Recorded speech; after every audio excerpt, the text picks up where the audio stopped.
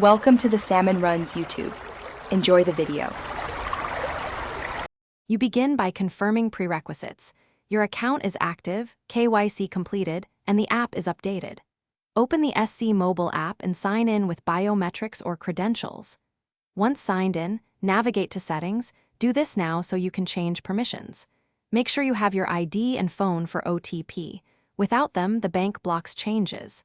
Tap Security or Card Services to locate international transaction controls and prepare to enable permissions for foreign merchant and ATM use. Now continue.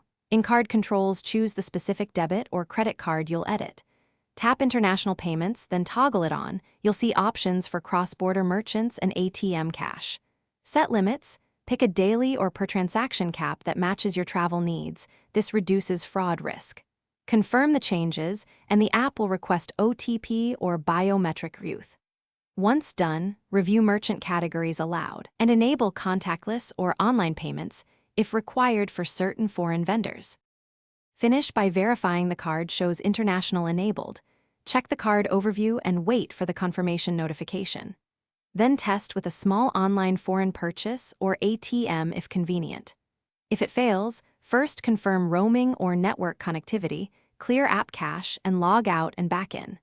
If problems persist, call the bank helpline with your reference and OTP ready.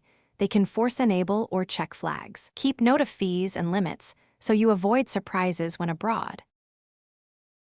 Thanks for watching. Consider subscribing if we helped you.